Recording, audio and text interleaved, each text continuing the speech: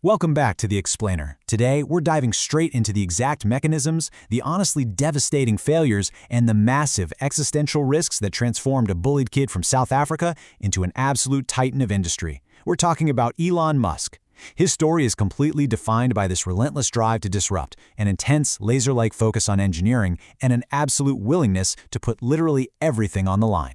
I mean, look at this staggering number. $400 billion.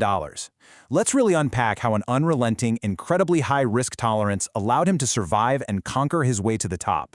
To actually grasp how a $400 billion fortune is built, we have to look past the modern headlines, right? We need to examine the foundational psychology of exactly how he operates. Section 1. The misunderstood boy genius. To understand the empire, we've got to start with a childhood defined by hyperlogic. As a kid, he'd often slip into these deep trances, visualizing complex ideas almost like a supercomputer. Get this, when a young cousin said she was afraid of the dark, this quote right here was his literal factual response. Now, while this robotic mindset kind of isolated him from his peers and sadly led to him being severely bullied at school, it absolutely laid the groundwork for his future business decisions. He learned early on to process the world purely through facts and physics. And that intense, intellectual focus, it paid off fast. At just 10 years old, he gets his first computer. It came with a workbook to learn the basic programming language, which was supposed to take 6 months to complete. Well, he finished it in 3 days. 3 days, working continuously without sleep. By age 12, he used that computer to code a space shooter video game called Blaster, and that earned him his very first payout of $500. So, technically speaking, this was his very first business. Section 2. Earning the first millions. He realized pretty early on that America was where he needed to be to really scale his ambitions, and he eventually transferred to the University of Pennsylvania. In 1995, just as the internet was starting to reach the masses, he and his brother Kimball started Zip2, an online directory for local businesses. Elon literally coded day and night, while Kimball hustled with door-to-door sales. Fast forward to 1999, the internet boom is peaking, and Compaq acquires Zip2. That deal handed a 27-year-old Elon a massive $22 million payout. Honestly, most people would just retire right then and there. But of course, instead of retiring, he went entirely all in. He rolled that money into a new venture called X.com, aiming to completely disrupt the slow, old-fashioned banking industry. He used some brilliant customer acquisition strategies, like literally giving new users $20 for free, and rapidly gained hundreds of thousands of users. You probably know the rest of this story. The company eventually merges with Peter Thiel's startup to become PayPal, netting Musk an incredible $180 million when eBay acquired it in 2002. Now, by this point, his management style was already well established. And let's be real, it was completely ruthless. He micromanaged his employees and fully expected tasks that usually took days to be done in just a few hours. The internal friction got so high that his board actually ousted him as CEO while he was in Australia on his honeymoon. Talk about bad timing. But because he remained the largest shareholder, he still secured that massive eBay payout. Section 3. Surviving the 2008 crisis.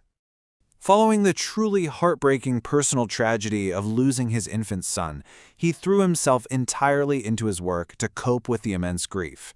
Setting his sights on disrupting space, he was literally laughed out of Russia while trying to buy old missiles. But flying home, running the calculations himself on his laptop, he had a massive realization. Raw materials were only 2 to 3% of a rocket's total cost. He figured out that by keeping design and manufacturing under one roof, a process we call vertical integration, he could slash launch prices from $70 million down to just $7 million. But space is hard, and the toll of that innovation was just immense. Across 3 agonizing years, SpaceX suffered 3 catastrophic, fiery failures of their Falcon 1 rocket. We're talking a fuel leak in 2006, an engine shut off in 2007, and a massive mid-air explosion in 2008.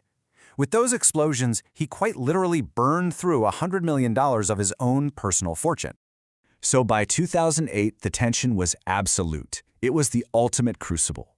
SpaceX had capital for exactly one more launch. Meanwhile, his other major investment, an electric car startup named Tesla, was bleeding cash. The cost to manufacture their debut Roadster had ballooned from $65,000 to over $100,000 per car.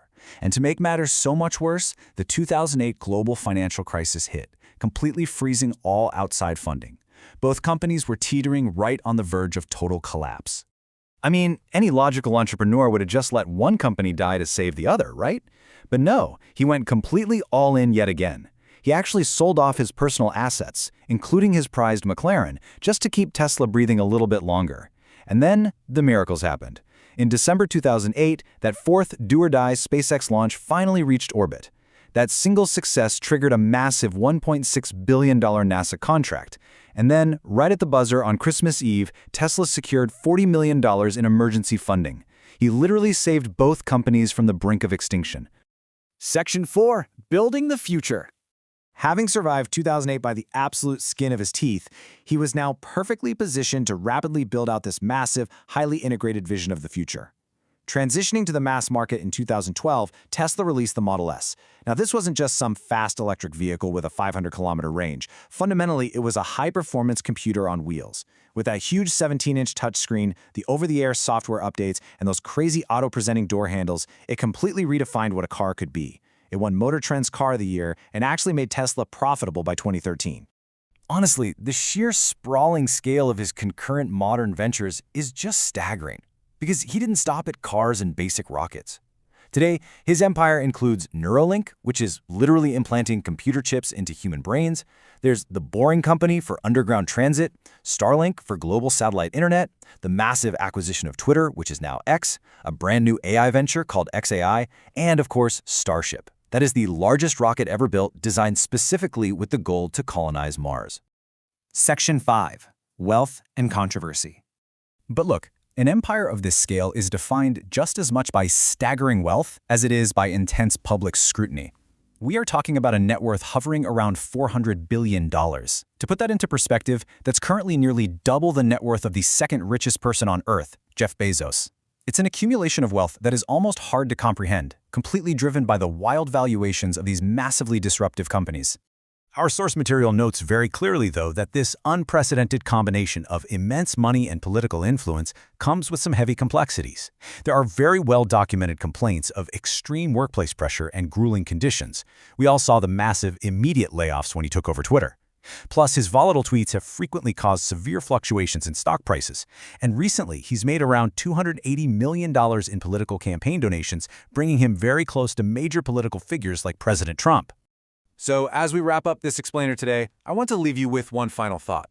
Whether you love him or hate him, you simply cannot ignore him.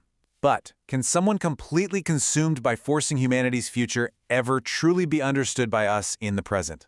It's a lot to think about. Thanks so much for joining me, and as always, keep questioning the world around you.